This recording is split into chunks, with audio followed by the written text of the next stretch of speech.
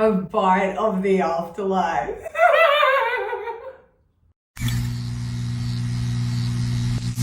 Welcome back. I'm Lady Hart and today we are back in the kitchen to make something pretty cool. Now, I'm not a baker by any means, I'm just your average Joe. But I love to cook and I love to try out lots of new skills. So today we're going to be making this gorgeous edible coffin. The entire thing is actually edible. With a disclaimer, but we'll get to that bit at the end. Now I am making this for something very special which will be unveiled next week. But until then, here is how I made my cookie casket. Now I'm not going to show you the whole thing as I made this recipe last Christmas and I'll put the recipe down below in the comments. You will need butter, golden syrup, egg, flour, powdered ginger, cinnamon sugar, baking soda, and brown sugar. Mix that all up as per the recipe and whack it in the fridge for 30 minutes. Now whilst that's chilling, I'm going to make a paper template for my coffin from scratch. You can figure out the math for this if you want, but I don't like numbers, so I just do it by sight. Fold the paper in half and draw a rough half coffin shape.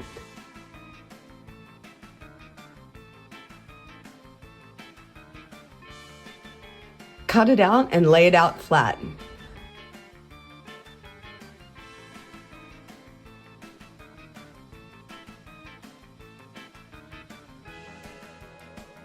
Once you're happy with the shape, you can then line up the edges and cut off the excess, making sure that the sides are all the same height. You will also need to do another coffin cutout for the lid. Now, I've never done this before, but I'm going to color the dough black.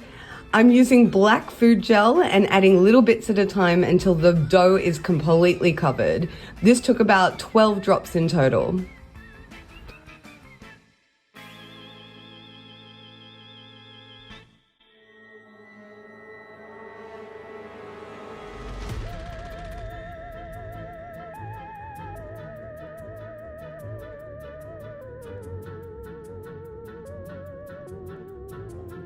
Once that's done, place your dough between two pieces of baking paper and roll them out. You can then lay over your template pieces and cut them all out. My pieces are quite big, so I'm going to have to do 2 lots of this one.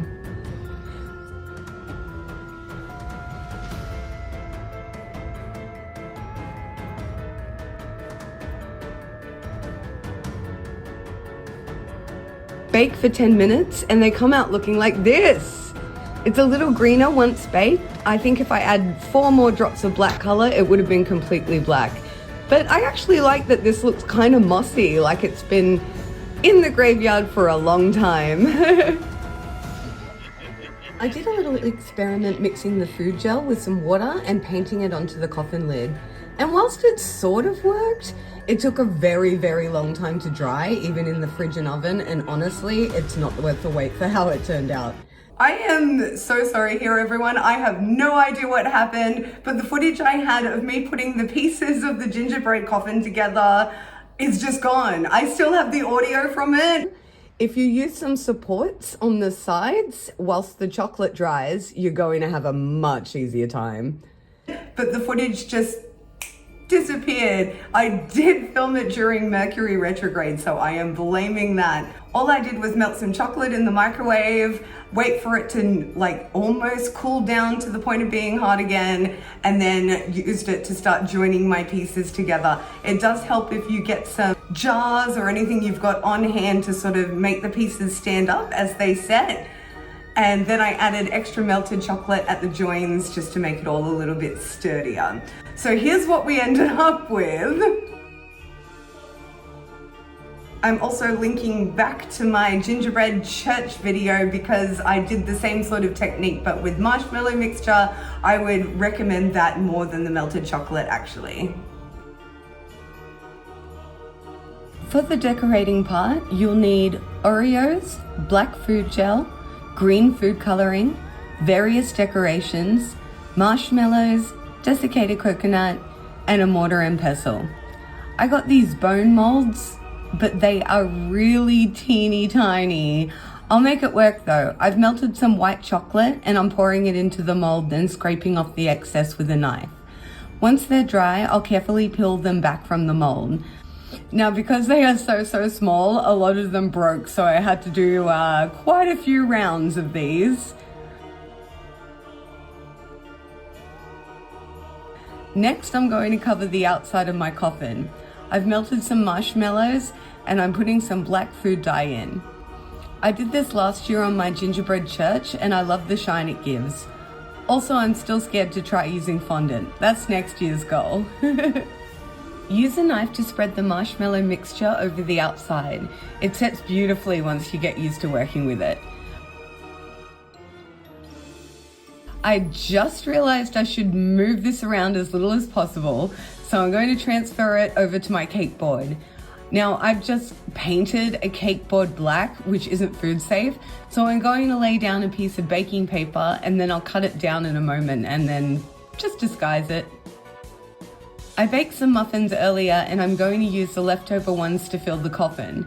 This was just a last minute brainwave. I was originally just going to fill it entirely with Oreos. Break up your chocolate muffins and pack them carefully into the coffin.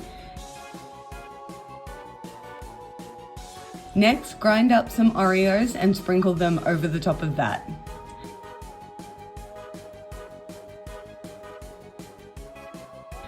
Then I'll pop my bones in. Once I've done that, I'm going to cut around the baking paper as I mentioned before. And then using just some more cake and Oreo, I'll cover the baking paper to hide it. Mix some green food dye into your desiccated coconut and sprinkle it around the edges of the coffin to create grass.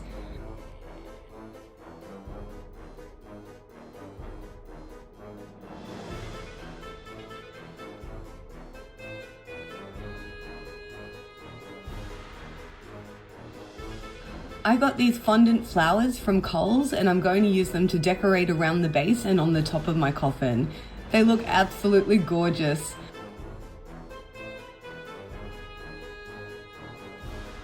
I'm doing the exact same process with the lid as I did with the base of the coffin, covering it in marshmallow mixture and then decorating. I'm dipping the flowers in more marshmallow mixture to help them stick to it as well. Alrighty, this is the exciting bit, popping the lid on. Now, the trouble there is that I effectively just glued it shut. It will come undone, but yeah.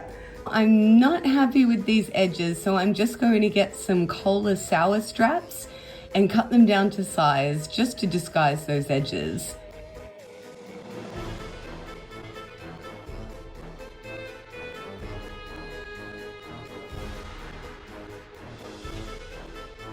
I feel like I half nailed, half failed this one because it looks absolutely beautiful, but there is so much black food dye in it that I am not even game to give it a try.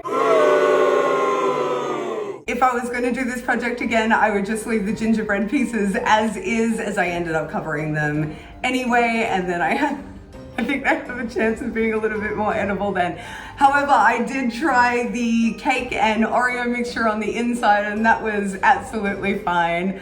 Now, as I said, I was making this for something very special next week, and even though it's probably completely inedible, I'm going to serve it up for aesthetics anyway. Also, once I finally learned how to use fondant, I would have covered the pieces in that. So I reckon there is someone who is a much better baker out there who could actually make this amazing. But for now, this will do. And it's not a fail because you learned something along the way. That's what I keep telling myself. I hope you got something out of today's episode. I definitely did. My first failed it. Hell yeah! Thank you for joining me once again on another exciting episode of my channel. If you like what you saw, please subscribe and join all us ghoul kids as we get closer and closer to Halloween. Until next time, my crafty friends, I have been Lady Heart and you have been an audience. See you next week. Oh, wow. Delectable. That looks like actual dirt. You're all doomed. Doomed. Doomed.